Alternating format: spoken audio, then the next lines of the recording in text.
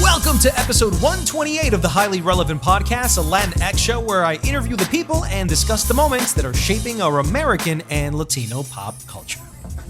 Voodoo, I could do what you do, believe me. Niggas give me heebie-jeebies. Okay, so what you just heard is Gina Rodriguez from Jane the Virgin fame, who this past week uploaded an IG video where she's seen saying the N-word as she was singing along to the Fugees' Ready or Not. So this caused a major social media backlash from the African-American community, and it's also sparked a cultural debate on who is allowed to say the N-word and who isn't. For me, there's no better person to talk to about this than my good friend Mike Sargent, film and culture critic, who you can see on Fox Business News with Maria Bartiromo, and you can hear him also on WBAI Radio in New York City. Mike, man, a lot to talk about with this again, huh? You know, here's the thing. I think that it's a complex issue. I think it has to do with race. I think it has to do also with personality. And I also think it has to do with ignorance. And I also think it has to do with arrogance. I think all those four factors come into play. This is why a celebrity, Mike, pays the ultimate sacrifice of their privacy. But like anything else, you say if they don't like you, they meaning the public, like meaning you're in or out of favor. And then the question is, why do they like you or not like you? Why is it some people can weather controversy, others can't? Why Donald Trump can weather all the controversy on a global level. And it just bounces right off of him. Well, it bounces off of him for a number of reasons. Part of it is because of, who he appeals to. Okay, and why he appeals to them. The things he appeals to run deep with people. They're very deep. So to deny him is to deny a part of themselves. If you're someone who embraces their ignorance or embraces their whiteness or wants to be rich and not give a fuck. I mean, if you are any of those things, Donald Trump's your man. Okay, rappers used to sing about Donald Trump. Okay, before he, revealed himself to be what he is to everyone. So I think that's something. But like you said, if you're a celebrity, you're already dealing with the fact that you have fame, you have influence. People are going to pay attention to what you say. Some people abuse that, but some people are also cavalier in terms of how they come out and speak out. Even somebody like an Oprah can put her foot in her mouth, and she's done that too. I want to talk a little bit about the usage of the N-word, who can and who can't. We've gone through this on a social level, many interviews, panels, conferences, speeches, essays. There's a lot of literature on why this is the case. Now, I want to be able to explain to you before you give me your answer on why I think Gina Rodriguez is once again a little shocked about this. And I might be completely wrong here, but I'm going to be genuine with an opinion of experience. This is like empirical evidence on my end because I lived it. When you're Latino, growing up in the 80s, when hip hop was just forming, if you were a kid and you listened to hip hop, that was the peak of your musical interests. It was hip hop. And we all lived sort of that origin story of one of the greatest American legacies. And a lot of the words that was used in those lyrics was the N-word. As culture is, when something gets hot and something is cool, that culture begins to trickle down. Trickles down to vocabulary, trickles down to rhetoric. And the N-word, the way I grew up hearing it, was the synonym of dude. We used to throw that word around playing stickball, playing chase, playing whatever. You grew up because you thought that there was nothing wrong with that word, and that word would kind of meant dude, friend, yo. So it's not until America became woke, we all understood the ramifications of what that meant. I think Gina feels majorly a part of the Black community and urban more than anything. And I think she was saying it also in a way that wasn't meant to offend. She was just repeating, I think, a line off of a lyric, if I understood the news correctly. So, All right. Well, a couple of things I'll say here. I agree with your hypothesis, and I understand contextually what you're saying. And I definitely agree when you're young. I mean, there are kids. I live in Harlem. I live uptown in it's still pretty predominantly Dominican, but some kids hang out on my stoop and they call each other, "Yo, my nigga, yeah, my nigga, yeah, yeah." They say it all the time. Okay. And sure, kids do that. The kids still do that. Yes, it got big in the 80s when rap started to get big, but it's still in the 90s. Okay. But when you get older, and I'm going to give you a comparison here, but when you get older, you should know better. And I'm just going to give you one track on this Gina thing here, because then I'll give you the second track. You should know better. Gina's 35. Okay. She's not 15. She's not 20. She's not 25. She's 35. Okay. That's one. Two, this is not the first time she has, let's just say, not acknowledged her blind spots in how she speaks. I mean, there are a number of them. So, from where I'm sitting, it just as a member of the Black community, I would say that people like Gina want to be down. She wants to be she down, wants to just be like you Black, said. Mike. Let's just be honest. Well, I'll call it want to be down. Want to be down with being Black. And by the way, I don't think Gina's the only Latina girl that wishes that she were Black. You can't blame her, man. Black. Listen, I'm not saying she wants to be Black. I'm saying she wants to be cool. She wants to be hip. She wants to be down. That's what we would call it in the Black community. But here's the problem. And here is the problem is, like you said, we are more woke now. And I'll give you the perfect example. Okay. As a man, okay, I consider myself to be a fairly evolved male, closet feminist, all these things. But just like you said, there are a lot of things I grew up saying, phrases I grew up saying that I never thought of as being derogatory.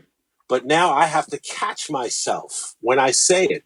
It's something I might say in private company if I don't catch myself. All right. But it's something that I wouldn't say in public. Gina has done this type of thing a number of times where she wants to be down. And I don't think she just wants to be down with Black people, because the ways in which she's gotten in trouble with Black people is because she's trying to be down as a Latina, as a woman, where she corrected our boy Zilla when he talked about Yara Shahidi being inspiration for Black women. She had to correct him and say, so many women. And Zilla had to point out to her, well, for Black women, we need a whole other level. He was trying to, you know what I'm saying? And she didn't get that. She never apologized. She kind of blew it off. Then later on, she did the same thing when. But again, listen, I think. Just saying. I'm just saying. Well, I'm just saying. People. Now that's one time. I could go into the other time when she had that conference at Power Lunch, and she had no Afro-Latina women, and when called on it, she kind of blew it off. So I'm saying that she has, and that's 2 of 3 or 4 times where she's done things that show she's got blind spots when it comes to race. Yeah, exactly. That's my point. And to me, those blind spots to me, Mike, is naivete. Well, you see, you could say that if she weren't 35 and a public figure. When you're 35 and a public figure, you have to kind of get with it. You got to get woke or shut up. Yeah. I mean, if you're De Niro, okay, you're 70 something, you don't give a crap. You're going to say how you feel. Okay. But at 35, you still got a career ahead of you. You have to be conscious. Maybe you're going to sing those rap lyrics to your favorite song when you're with your friends, but you don't necessarily share that on social media when you know it is something, when you should be aware. Well, I was going to say, she wasn't aware. You should be aware. There are songs that have the word, all kinds of derogatory words in it. Are you going to get on and sing them? Now, it wouldn't necessarily offend me if Gina sang this song, because I'm not a fan of Gina anyway. So it wouldn't make me like her any less or any more. But I do think overall, looking at this picture, I don't know Gina, but looking at this picture, how she's put herself out there, the kind of things she said, and her reaction makes her less and less likable as a person. Forget her acting ability. That's what I'm saying. I think this was really a little overkill That, from social media. it always is. I understand that there's a problem with that, but I think for the intensity that it took, that's where I think it's not about what she did, but it's the fact that she's not likable. Well, I think she's not likable, but like I said, why? She's not likable. First of all, I thought that the reasons. Golden Globe moment was a sort of a reaffirmation that she is likable and that the industry loves her. But maybe the industry loves her, but the fans don't, or maybe the black community doesn't like her. Maybe for these slip ups. But I just start to feel like they're microing her, waiting for something to happen. Because here's why I don't think that this is that big of a deal. First of all, look at intent and context. She was doing her hair, singing a song to a Fuji song. Well, you see, but the issue is not with the song. The issue is not with the creator of the song. And the issue is not with the playing of the song. The issue is her singing, her being Gina Rodriguez, not just being a Latina, but her being Gina Rodriguez singing this song.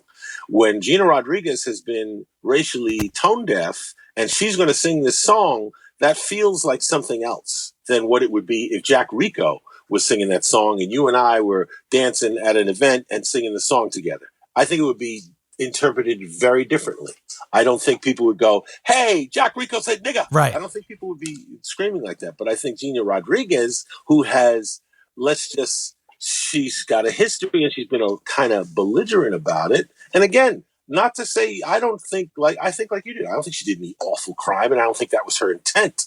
But her reaction starts to paint a picture of someone who is not interested in really acknowledging somehow how some of the things she says are tone deaf. And I also fault social media in this particular aspect when they essentially didn't even accept her apology, which if you see it, it looks like an apology. Like, hey, I'm staring at you at the camera. There's no reason for me to do this. I am apologizing. And they're like, I don't think it was genuine enough because you kept on saying the word if. First of all, she's saying it because it's an expression. Like it's almost a cliche way of apologizing. I'm sorry if I offended anybody. Well, they get on her for that. She then goes ahead and deletes the if and writes the apology. And that's when I said, I think that's when you lost the game, Gina, because now social media flexed and you caved. So now they know that you're always going to cave. There's so many examples of people who have been built up and torn down by social media. Rose McGowan, it's like she rose because of social media, but she also fell because of social media, because they can track your ascension just as quickly as they can track your stumble or your fall. So in my opinion, Gina stumbled and has stumbled a few times and is still doesn't get it. And her attitude seems to be,